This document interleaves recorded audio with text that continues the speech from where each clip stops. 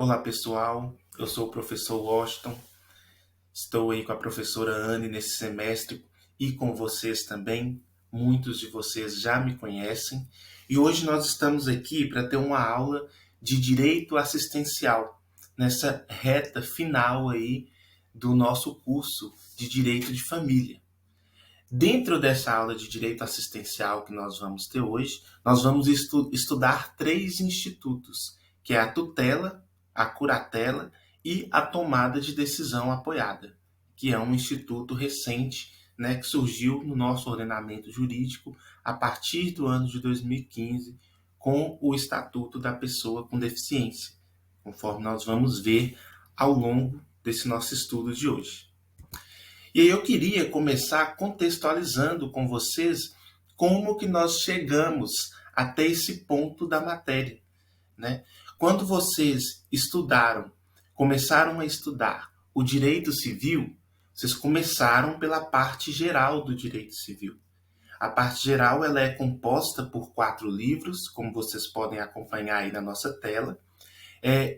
Esses 4 livros são divididos da seguinte maneira. No livro 1 nós estudamos o direito das pessoas, no livro 2 nós estudamos os bens, no livro 3 nós estudamos os fatos jurídicos e no livro 4 nós estudamos as provas. Avançando nos nossos estudos, nós entramos na parte especial do nosso Código Civil, correto? E nessa parte especial nós vamos ter no livro 1 o direito das obrigações, no livro 2 o direito de empresa, no livro 3 o direito das coisas, até que chegamos no livro 4 nesse semestre, que é onde a gente estuda o direito de família. Dentro da nossa disciplina de direito de família, nós vimos aí com a professora Anne o Instituto do Casamento, as relações de parentesco, os regimes de bens, os alimentos, e hoje nós vamos ver lá nos artigos 1728 a 1783A os institutos da tutela e da curatela, e também o da tomada de decisão apoiada. Então vamos lá. E o que é esse direito assistencial? O direito assistencial ele é um direito que é baseado no princípio da solidariedade. O princípio da solidariedade que nós estudamos, né, ao longo de todo o nosso curso de direito, ele se relaciona com um dever de solidariedade, com um cuidado que nós devemos ter entre nós, componentes de uma sociedade. O cuidado que nós devemos dispensar ao outro que compõe essa sociedade com a gente. Então, a solidariedade ela é um dever por ser uma exigência moral, é uma condição de ser social. E ela se configura como uma ajuda mútua. E esse princípio da solidariedade, que se configura como esse dever de solidariedade, ele vai permear, ele vai embasar isso que a gente chama de direito assistencial. E esse direito assistencial ele é composto por 3 pilares, né, que vão orientá-lo. O primeiro pilar que nós vamos destacar é o Estado. O Estado, como vocês podem ver aí na tela, ele atua fornecendo a prestação jurisdicional ao cidadão, fornecendo os instrumentos jurídicos para que nós, enquanto cidadãos da sociedade, possamos ter o acesso à justiça. Em segundo lugar, nós destacamos a sociedade.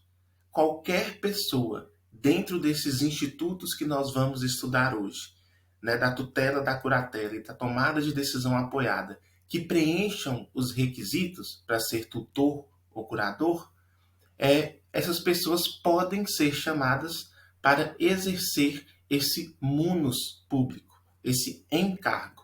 E por fim, nós destacamos os parentes. Por que é importante destacar os parentes? Né? Nós estamos aqui numa disciplina de direito de família e nós vimos que os parentes eles vão ser os primeiros a serem convocados para serem tutores ou curadores, a menos que a lei em casos específicos, dispense essa prioridade de convocação, ok? E aí vamos adentrar na nossa disciplina, no nosso tema. O que seria a tutela, a curatela? Aliás, eu vou até um pouco mais adiante. Qual seria a diferença de tutela, curatela e guarda que nós já estudamos ao longo do nosso semestre? A diferença principal está no critério etário e está em quem vai exercer esse encargo. Na guarda nós vimos que esse encargo, né, de exercício do poder familiar, ele é exercido pelos pais, né, e quem auxilia eventualmente os pais nessa função. Agora, quando não temos a figura dos pais existindo, nós falamos em tutela. E entre a tutela e a curatela e também a guarda, o que nós temos em comum entre esses três institutos? Eles vão ter a mesma finalidade. E qual finalidade seria essa? Seria propiciar a representação legal e a administração de pessoas incapazes de praticar atos jurídicos da vida civil. Isso é a finalidade comum desses institutos. Mas qual é a diferença fundamental entre eles? A diferença é que na tutela nós vamos ter tutores para aquelas pessoas que são menores de idade. Nós vamos ter o critério etário. Então vamos nos referir aí a crianças e adolescentes. A curatela, por sua vez, vai trazer para a gente situações de deficiência total ou parcial, em que essa pessoa, diante dessa deficiência, não sendo menor de idade, vai precisar também de uma representação ou de uma assistência, conforme veremos de maneira mais aprofundada adiante. Nós adotamos como uma das nossas bibliografias o Gustavo Tepedino, né? E por isso eu trouxe para vocês o conceito que o Gustavo Tepedino traz para nós do que seria a tutela. E o que ele explica para a gente que seria a tutela? A tutela ela consiste no poder jurídico atribuído a uma pessoa diversa dos titulares da autoridade parental, como já explicamos no início, na falta ou impedimento dessas pessoas. Para quê? Para dirigir a educação, o sustento, zelar pela integridade psicofísica e administrar os bens do menor incapaz. Cabe ao tutor cuidar especialmente da formação, da personalidade e do desenvolvimento das potencialidades do menor. E esse cuidado ele vai ser informado pelos princípios da dignidade da pessoa humana, do melhor interesse da criança, e eu ainda acrescento o princípio da solidariedade, como nós vimos no início. A tutela ela é um instituto de amparo. Ela serve para suprir a falta dos pais, porque eles são ausentes, falecidos ou decaídos do poder familiar. E isso está previsto lá no artigo 1728 do nosso Código Civil, né? O que diz o artigo 1728? Que os filhos menores são postos em tutela com o falecimento dos pais, com estes pais sendo julgados ausentes ou em caso de pais que decaírem do poder familiar. Essa previsão também está lá no artigo 36 do Estatuto da Criança e do Adolescente, que diz que a tutela será deferida nos termos da lei civil a pessoa de até 18 anos incompletos. E o deferimento da tutela, ele pressupõe a prévia decretação da perda ou suspensão do poder familiar e implica necessariamente no dever de guarda. A tutela ela também se constitui como uma das fases do processo de adoção. Ela é a segunda fase do processo de adoção. Por quê? A partir do momento que o processo de adoção ele termina, ele finaliza, né? Não falamos mais em tutela, falamos em pais, falamos em guarda, falamos nesse outro tipo de poder familiar. Dentro da tutela, nós vamos ter duas figuras. De um lado, nós vamos ter o tutor, que é a pessoa responsável pela administração do patrimônio e pela formação daquela criança ou adolescente. E do outro lado, nós vamos ter o tutelado ou o pupilo, né, que é o sujeito passivo da tutela, é a criança ou o adolescente. A tutela, ela é averbada no registro de nascimento daquela criança ou adolescente. Mas é importante destacar que ela por si só não gera parentesco, ok? A tutela, ela pode ser constituída a qualquer tempo, desde o nascimento, quando é no nascimento nós chamamos isso de tutela originária, até os 18 anos incompletos, também previsto no Estatuto da Criança e do Adolescente. A Justiça da Infância e Juventude, ela é competente para conhecer os pedidos de tutela nos casos de criança e adolescente que se encontram em situação de risco. Nos demais casos, que não se encaixam em situações de risco, a competência para conhecer a tutela é da vara de família. E nós temos aí em destaque também a súmula 383 do STJ, que nos ensina que a competência para processar e julgar as ações conexas de interesse de menor é, em princípio, a do foro do domicílio de quem detém a sua guarda. Durante o processo de tutela, nós vamos ter a oitiva do menor. E como que é isso? A nomeação do tutor, ela deve ser precedida, sempre que possível, da oitiva da criança ou do adolescente. No caso de adolescente, nós vamos colher o seu consentimento. E no caso da criança, nós vamos ouvi-la. O pedido de tutela ele deve considerar o grau de parentesco e a relação de afinidade ou de afetividade existente no caso concreto.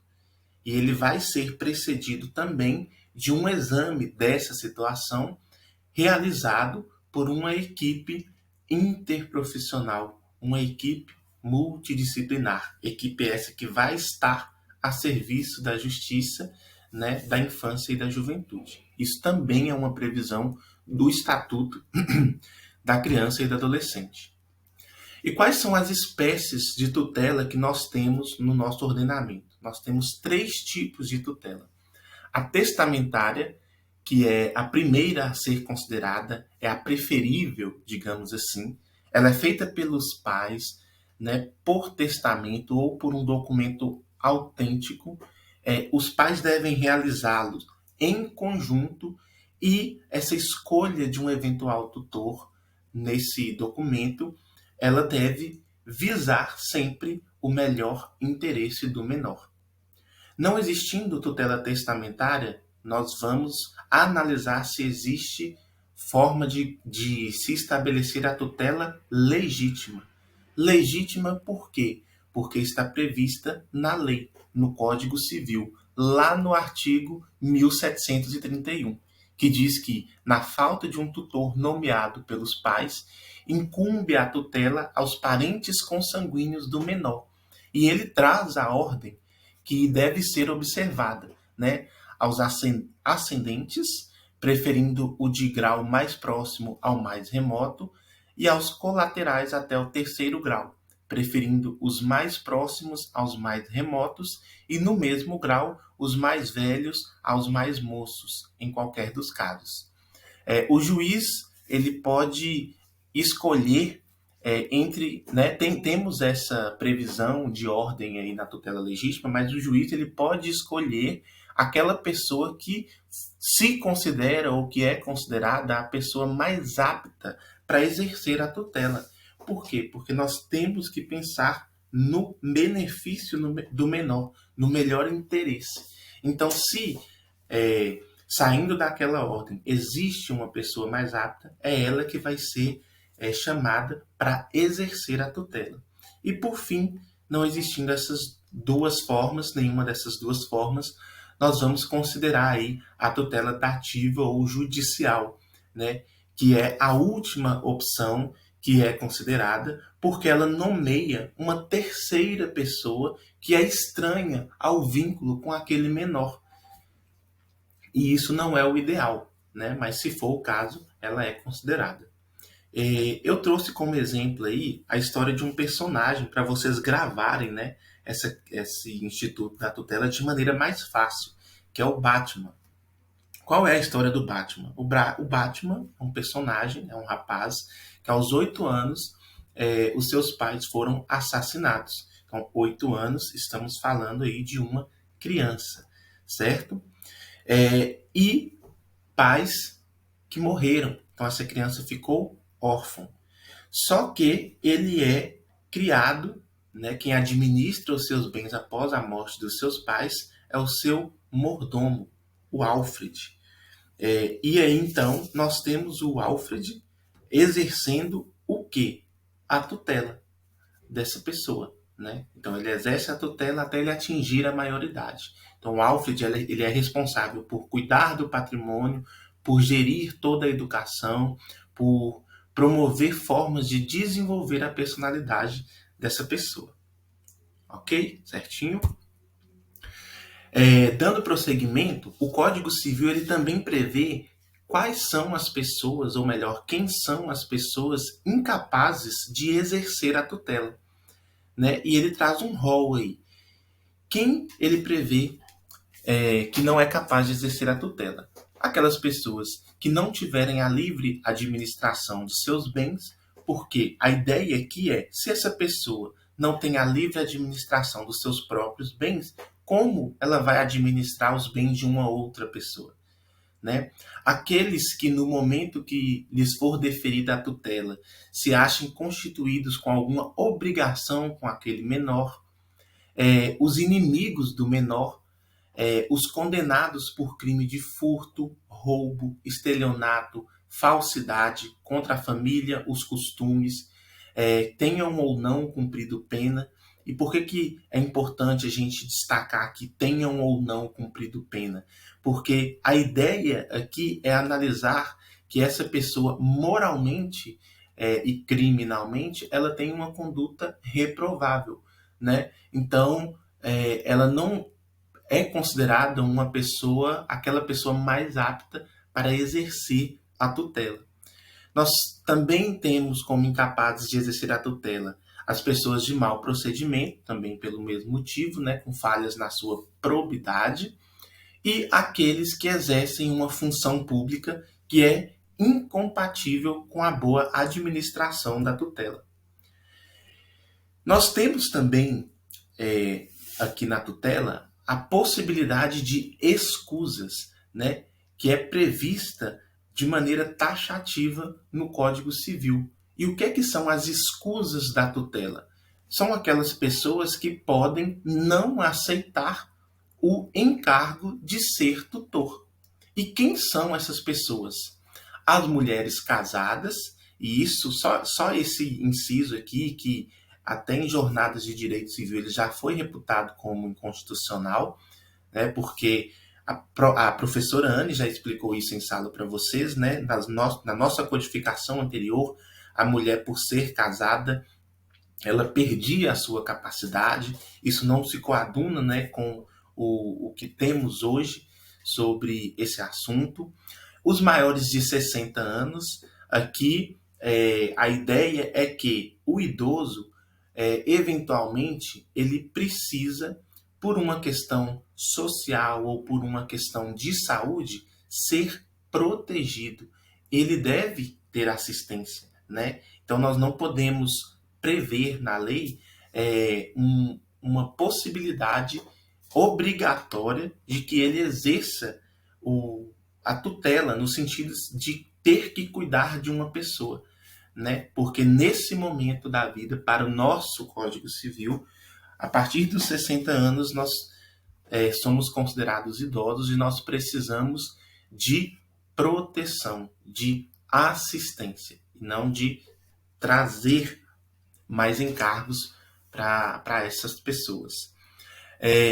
Aqueles que tiverem sob sua autoridade mais de 3 filhos, a lógica que também é de não onerar muito a pessoa, né? Porque se você já cuida de 3 filhos, trazer mais uma criança ou mais um adolescente para os seus cuidados é, é uma coisa que vai te trazer, né, mais trabalho. Só que isso, pessoal, isso é uma escusa, né? Significa que a pessoa que tem mais de 3 filhos, ela não é obrigada a aceitar a tutela de mais um. Mas se ela quiser, ela pode aceitar esse encargo, né? Os impossibilitados por enfermidade, aqueles que habitarem longe do lugar onde ele tenha que exercer a tutela, os militares em serviço e aqueles que já exercem tutela ou curatela. E como que se dá o exercício da tutela? O exercício da tutela, como nós já explicamos aqui para vocês, ele se dá garantindo educação, assistência e cuidado a quem precisa ser tutelado.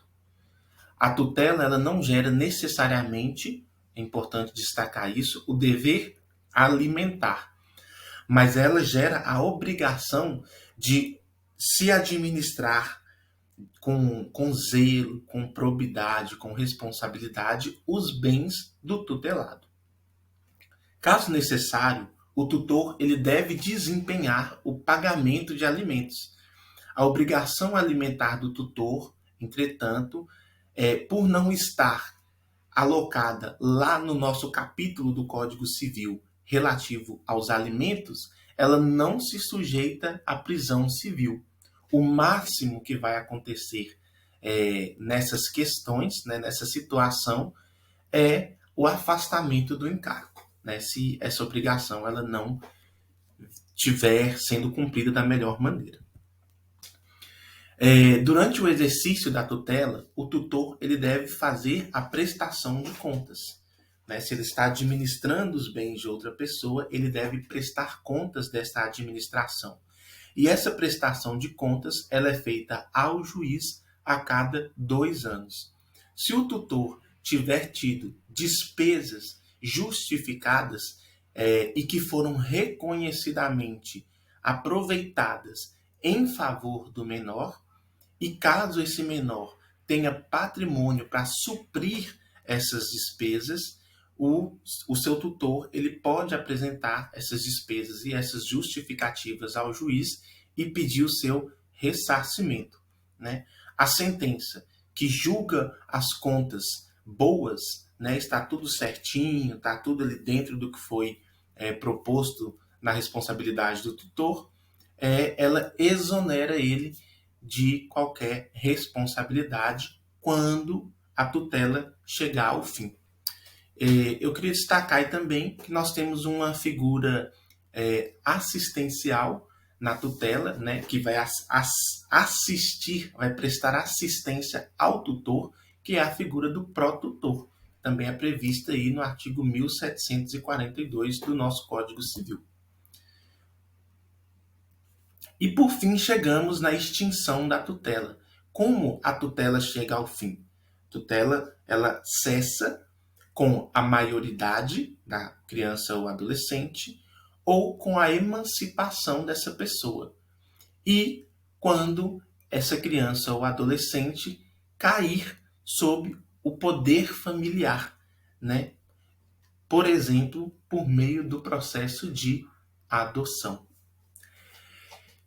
As funções do tutor elas vão cessar quando expirar, né, o termo de tutela que ele era obrigado a servir, quando sobrevier alguma escusa legítima e quando ele é removido do encargo de tutor. Eu queria só destacar aqui para vocês essa questão de sobrevir uma escusa legítima. Como que isso acontece? A partir do momento que o juiz te intima para você ser tutor, você tem, de acordo com o previsto no CPC, um prazo de 5 dias para apresentar escusas. Ou, se quando você já estiver exercendo a tutela, algum daqueles motivos que nós vimos anteriormente, que te possibilitam realizar a escusa, eles aparecerem, eles surgirem, você também, a partir do conhecimento desse fato, tem um prazo de 5 dias para comunicar ao juiz o motivo da sua escusa.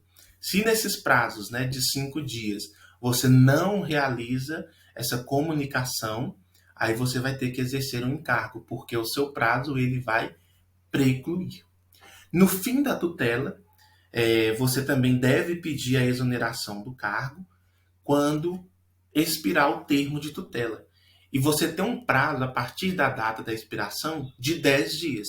Se nesses 10 dias você não comunicar ao juiz o seu pedido de exoneração, né, informando ele que o termo teve fim, se for necessário, você será reconduzido, ou seja, você vai continuar exercendo a tutela até quando for necessário, ok?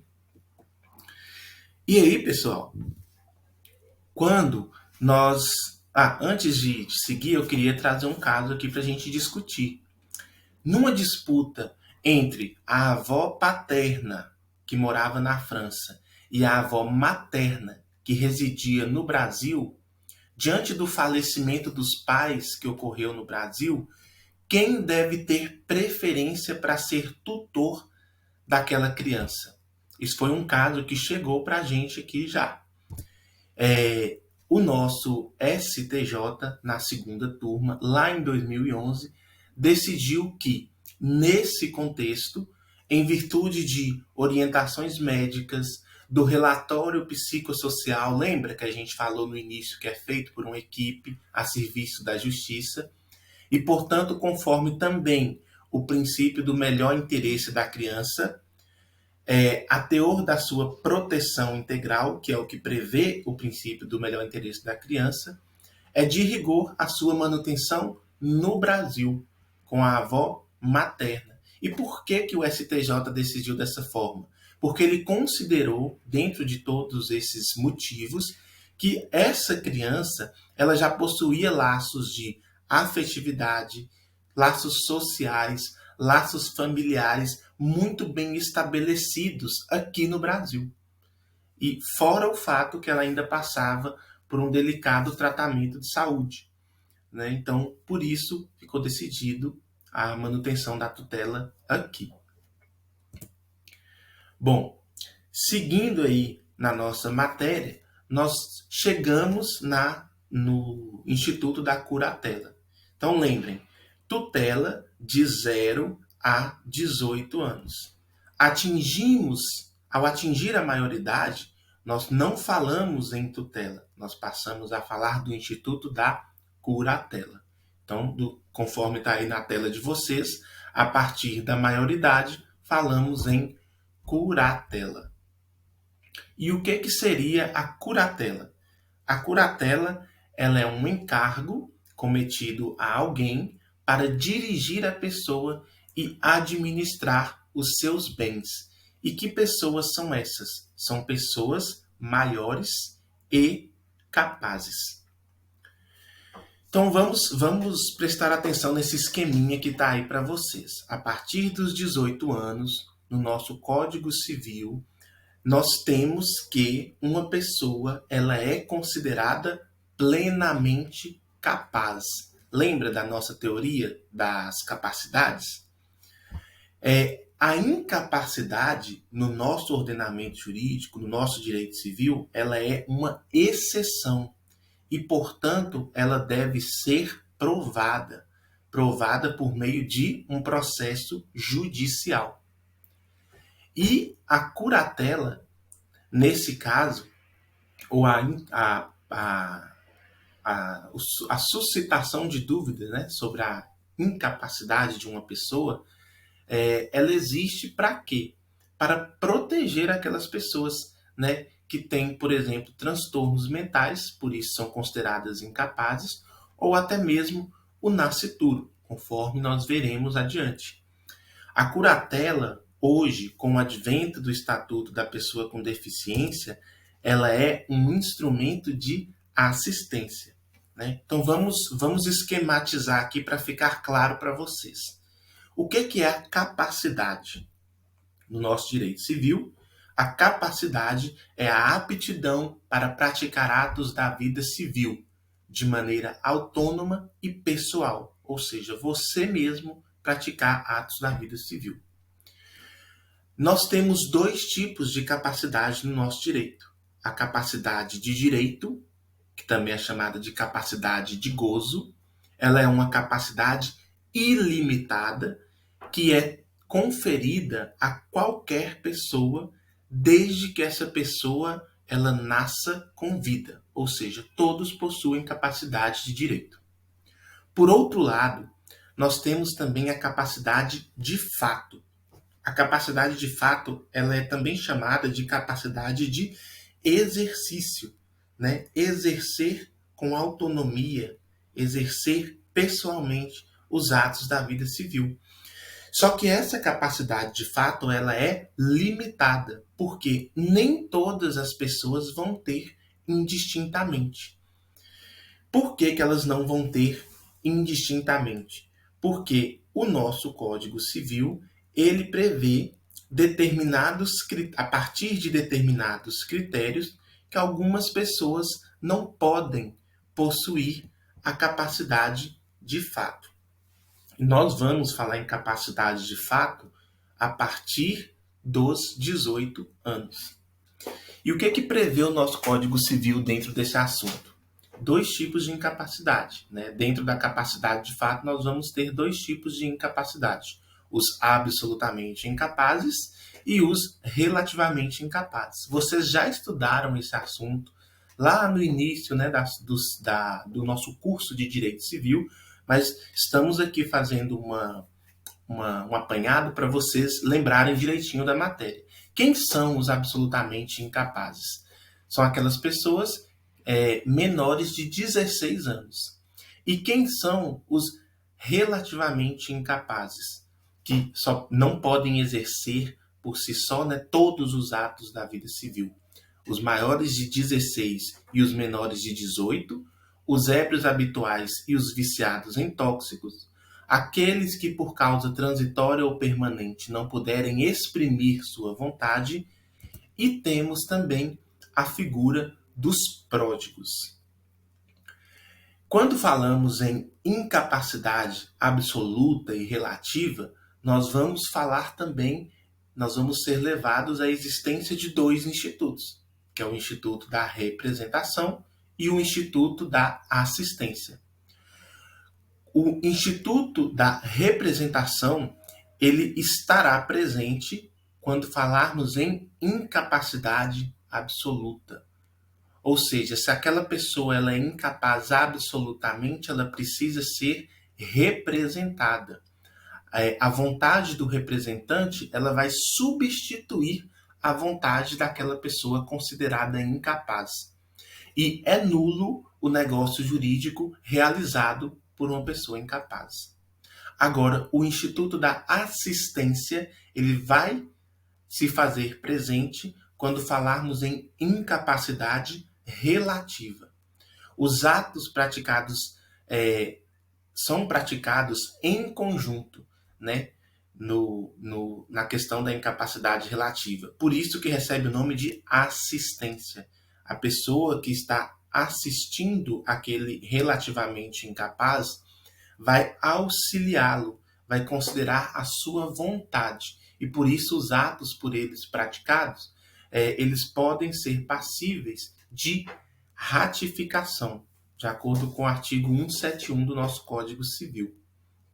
Ok? E tudo isso é permeado pelo princípio da proteção do incapaz, né?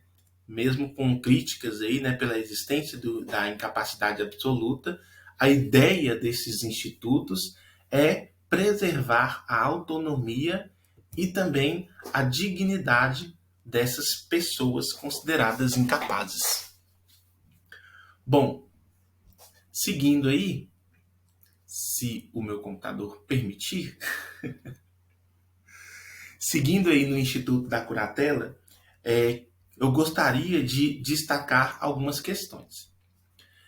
A curatela, ela hoje, é vista como uma medida de apoio para aquela pessoa que é considerada incapaz.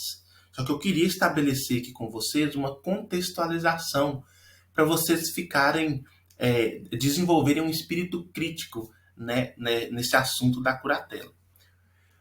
Anteriormente, ao longo da história das pessoas com deficiência, nós tínhamos um tipo de modelo que classificava a deficiência. Esse era o modelo médico. Por que ele era chamado de modelo médico de deficiência? Porque ele via a deficiência como resultado de uma doença. Ele só via a deficiência como a consequência de um mau funcionamento ou de um não funcionamento ideal do nosso corpo biológico. Com o passar do tempo, essa ideia do que seria a deficiência, até pelas pesquisas científicas que vão ser desenvolvidas, né, ao longo do tempo, essa ideia de deficiência ela começa a sofrer mudanças. Nós saímos de um modelo médico que via a deficiência apenas como consequência de uma doença e passamos para um modelo social. Hoje em dia a gente chama até de modelo biopsicossocial da deficiência. E o que é que esse modelo tem de diferente do modelo médico? Nós passamos, a partir dele, a enxergar a deficiência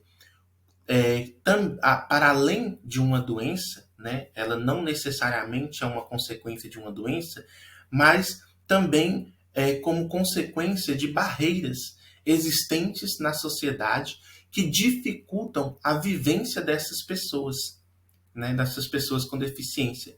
Então, não apenas uma eventual doença, mas também as barreiras sociais que a pessoa enfrenta para exercer com autonomia os seus atos, elas são consideradas como elementos componentes daquilo que a gente chama de deficiência. Então, hoje não falamos mais em modelo médico de deficiência, e sim em modelo social ou biopsicossocial da deficiência. Tudo isso tomou forma, né, de uma maneira concreta lá em 2007, quando nós temos a Convenção sobre os Direitos das Pessoas com Deficiência. Essa convenção ela foi muito importante porque ela trouxe, de fato, mudanças em legislações de vários estados, de vários países, né, que fizeram parte, que assinaram essa convenção. E o Brasil foi um desses países. Como consequência, nós recebemos, né, o Brasil ele recebeu no seu ordenamento jurídico os ditames dessa convenção com status de emenda constitucional. Posteriormente, lá no ano de 2015, houve a criação do Estatuto da Pessoa com Deficiência, que vai abarcar tudo que eu expliquei aqui sobre o modelo social de deficiência e tudo que foi discutido, aprovado, né, no quesito de proteção e promoção da pessoa com deficiência, adotando aí um modelo biopsicossocial, né, e os critérios multidisciplinares para a avaliação da deficiência. E todas essas mudanças elas tiveram implicações no que a gente está estudando, que é o Instituto da Curatela. Porque o Instituto da Curatela, como nós vimos, ele é um instituto que substitui a vontade daquela pessoa considerada incapaz. No entanto, num primeiro momento, né, da nossa codificação civil, essa curatela ela era deferida para a pessoa com o intuito de protegê-la, mas ela acabava promovendo o que a gente chama de morte civil da pessoa, porque ela era totalmente representada pelo seu curador em todos os atos da vida civil. Com essa mudança de entendimento de deficiência, com o advento do Estatuto da Pessoa com Deficiência, nós temos a curatela não vista mais como um instituto que traz a morte civil, como um instituto que interdita totalmente a pessoa, que desconsidera a sua vontade. Mas nós temos a curatela vista como uma medida de apoio, como uma medida em que o seu foco é o cuidado com a pessoa, né? Em que a substituição da vontade ela vai considerar as vontades da pessoa que está sendo curatelada, os modos de vida, as preferências, sempre que isso for possível, né? Então, ela, além de tudo, ela é considerada agora uma medida de caráter excepcional. Isso é uma previsão do Estatuto da Pessoa com Deficiência, né? Então, como estamos vendo aí na tela, a curatela ela gera a perda parcial de capacidade, e não gera mais a morte civil, como eu expliquei. Ela é uma medida excepcional, ela deve ser uma medida de proteção, ela deve durar o menor tempo possível, né? Só deve existir naquilo que ela for totalmente necessária, e ela deve considerar também as vontades, os interesses, as preferências, os laços, enfim, tudo isso que eu já destaquei aí para vocês. E quem são as pessoas que estão sujeitas à curatela? Também está previsto no nosso Código Civil. São aqueles que não puderem exprimir a sua vontade, né, que tiverem alguma ausência de comunicação, como, por exemplo, pessoas em coma, pessoas que apresentam o mal de Alzheimer em grau avançado. Só que isso é um conceito indeterminado que enseja muitas discussões, né? Fica aí, inclusive, de sugestão para que vocês pesquisem sobre o assunto, desenvolvam seus estudos dentro desse assunto. Temos também os ébrios habituais e os viciados em tóxicos e os pródigos. Então, essas são as pessoas sujeitas à curatela. E aí, como que esse processo de curatela ele é estabelecido? Ele vai passar por algumas fases, conforme nós veremos, só que para propor essa curatela, o nosso código ele vai trazer, o nosso Código de Processo Civil, ele vai apresentar as pessoas que são legitimadas para fazê-lo, né? E aí, conforme vocês podem ver na tela, temos aí o artigo do CPC que fala que a interdição ela pode ser promovida pelo cônjuge ou companheiro, pelos parentes ou tutores, pelo representante da entidade em que se encontra abrigado a pessoa a ser curatelada, pelo Ministério Público. E é interessante vocês observarem que o CPC ele usa a terminologia interdição. E o tempo todo aqui na aula de vocês, eu não falei em interdição, eu falei em curatela. A curatela ela é um instrumento que promove a interdição.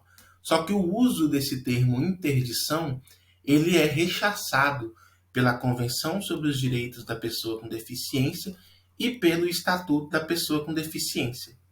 Bom, e se esse termo ele é rechaçado, né, porque interditar lembra para a gente aquela ideia de morte civil, né, de retirada total de autonomia da pessoa com deficiência, por que ele está presente no nosso CPC? Isso se dá porque houve uma pequena, digamos assim, confusão temporal entre o Estatuto da Pessoa com Deficiência e o Código de Processo Civil. Ambos são do ano de 2015, só que o Código de Processo Civil ele foi aprovado antes do Estatuto da Pessoa com Deficiência, só que ele teve uma vacatio legis de 1 ano. O Estatuto da Pessoa com Deficiência ele foi aprovado depois, só que ele teve uma vacatio legis de 180 dias e, portanto, ele entrou em vigor antes do Código de Processo Civil. Então, por isso que, apesar das críticas ao termo interdição, ela está presente no Código de Processo Civil e não está presente no Estatuto da Pessoa com Deficiência. Né? Só que cabe a nós, enquanto juristas, né, sermos críticos a essas questões, né, e sabermos usar aí os termos da maneira correta. Quem pode ser curador? Também está previsto no nosso Código Civil. O cônjuge ou companheiro não separado judicialmente ou de fato, na falta deles, é curador legítimo o pai ou a mãe, ou na falta destes, o descendente que se mostrar mais apto, o mesmo raciocínio lá da tutela, e aí é o mesmo raciocínio, né? Entre os mais próximos precedem os mais remotos, e na falta dessas pessoas que foram mencionadas, no fim das contas, caso necessário, a escolha também vai caber ao juiz. Ok? Bom, a ação de curatela, ela segue alguns passos, como eu coloquei para vocês, que nós vamos ver agora. A primeira coisa que vocês devem fazer é a petição inicial, e nessa petição inicial deve ser demonstrada a incapacidade. Que motivo é esse que gera incapacidade para a pessoa, que justifica que ela seja curatelada? Isso tudo deve ser provado, né, demonstrado na petição inicial. No segundo momento, o juiz ele vai entrevistar, junto com uma equipe multidisciplinar, a pessoa a ser curatelada. E é importante que isso é uma entrevista, né? Essa etapa é uma entrevista que o juiz faz, não é um interrogatório. Essa entrevista é para analisar se aqueles fatos que foram demonstrados na inicial, eles são verdadeiros, eles são capazes mesmo de gerar o reconhecimento dessa incapacidade e o deferimento da tutela. E ela também é importante, não ocorrendo, ela gera nulidade da ação, para se analisar em quais atos essa curatela ela é necessária, porque a partir do Estatuto da Pessoa com Deficiência, nós precisamos preservar ao máximo, né, a autonomia da pessoa com deficiência. Então, nós precisamos estabelecer limites para a curatela da pessoa com deficiência. No terceiro momento, nós vamos ter a perícia. A perícia ela é realizada não por um médico. Na prática, a gente sabe que não é assim, mas em tese ela não é realizada por um médico. Ela é realizada por uma equipe multidisciplinar, né? E essa equipe ela vai investigar quais atos da vida civil aquela pessoa precisa ser, para quais atos ela precisa ser curatelada. Em alguns casos, o juiz ele pode escolher apenas uma única especialidade profissional para fazer essa perícia, né? Não é o ideal, mas nos casos em que isso ocorrer, ele deve justificar o porquê da sua escolha. E por fim, nós temos a expedição da sentença, né? E nessa sentença, o juiz ele precisa colocar, se for o caso, quais são os limites dessa curatela, né? E aí temos também, da mesma forma que a tutela, a prestação de contas e tudo que couber à tutela e puder ser aplicado à curatela, nós temos aqui. Durante o exercício da tutela, né, as regras a respeito durante o exercício da curatela, como eu disse agora, as regras que permeiam o exercício da tutela e que couberem aqui, elas também podem ser aplicadas. A curatela ou a interdição do pródigo, como prevê o nosso artigo 1782 lá do Código Civil, ela só vai privar ele de, sem a pessoa do curador, emprestar, transigir, dar quitação, alienar, hipotecar, demandar ou ser demandado, e praticar em geral os atos que não sejam de mera administração. E também prevê o artigo 1783, que quando o curador for o cônjuge e o regime de bens do casamento for a comunhão universal, esse cônjuge ele está liberado, ele não está obrigado a, durante o exercício dessa curatela, fazer a prestação de contas, né, por motivos óbvios. A menos que o juiz determine que essa prestação de contas ela seja realizada. E por fim, como se dá a extinção da curatela?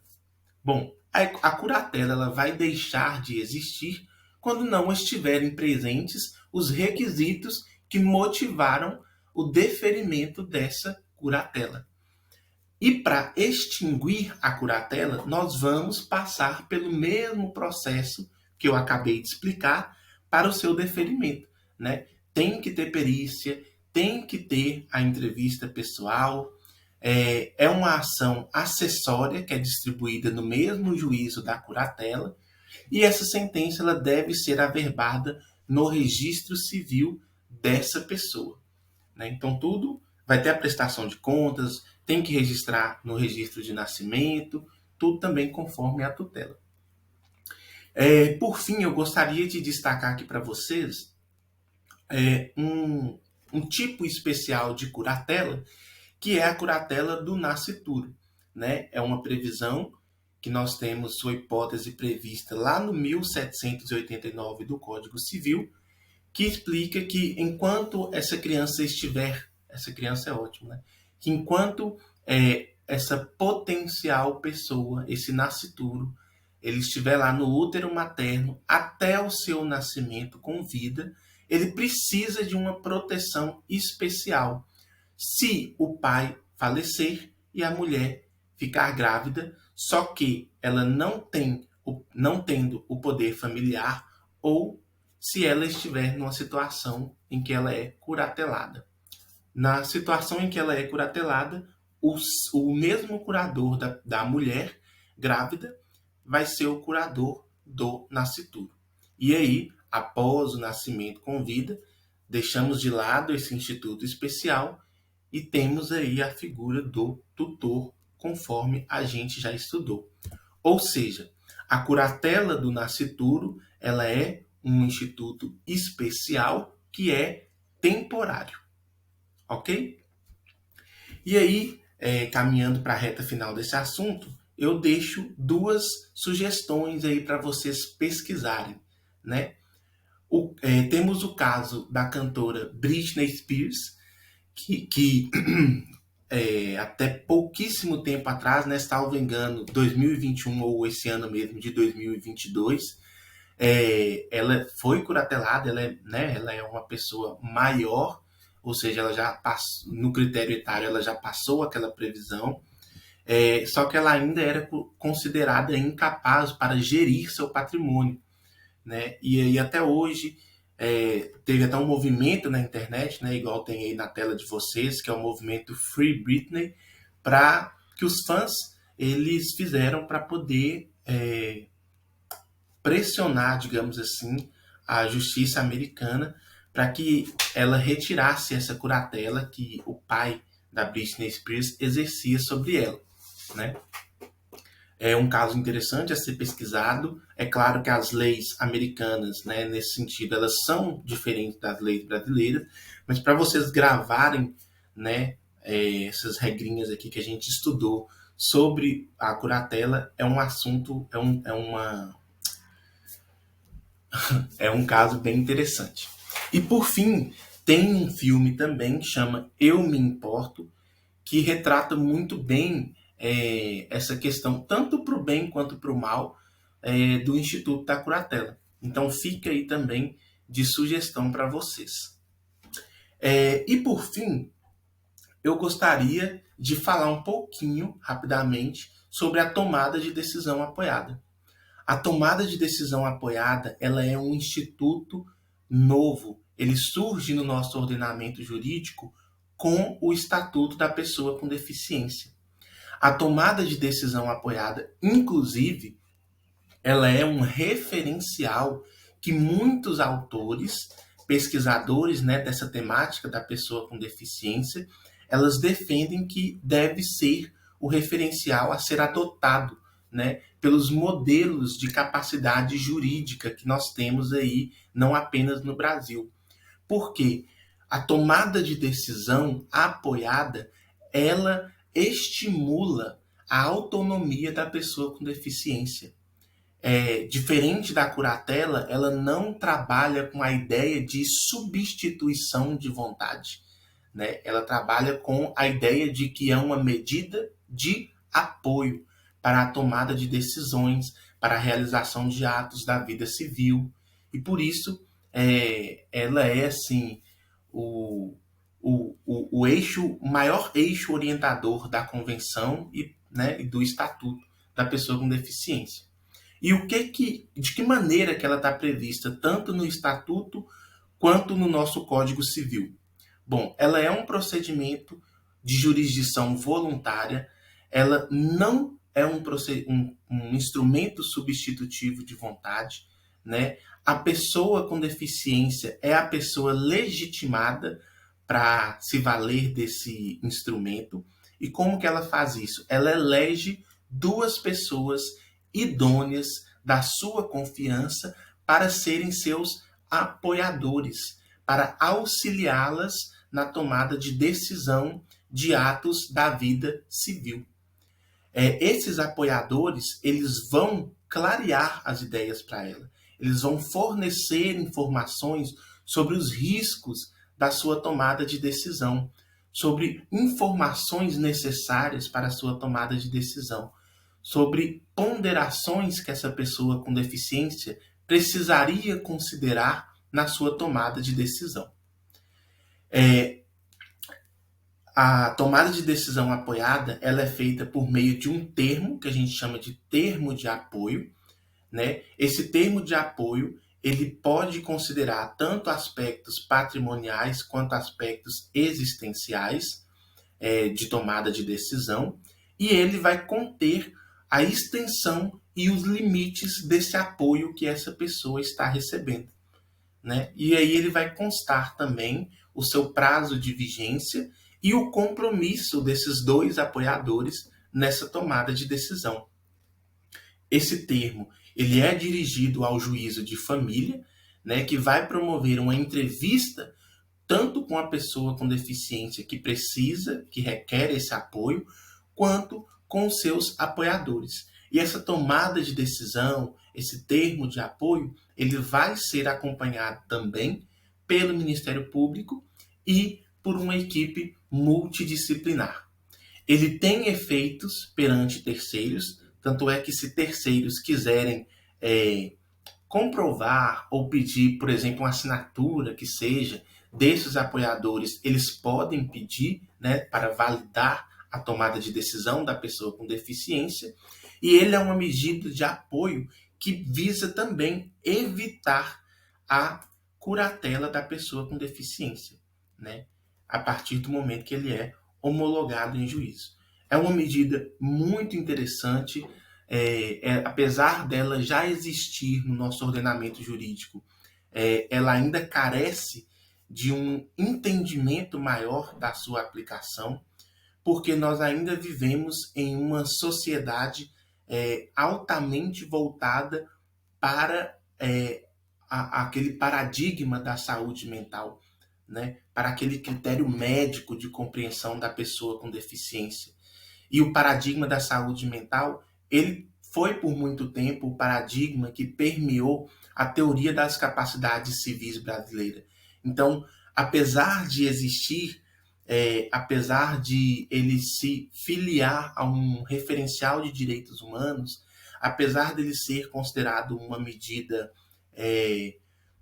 ideal de apoio às pessoas com deficiência, nós percebemos aí nas pesquisas científicas que ainda precisa de uma mudança cultural, principalmente, de compreensão da pessoa com deficiência, principalmente a pessoa com deficiência mental, nesse processo aí de tomada de decisão, de realização de atos da vida civil, né?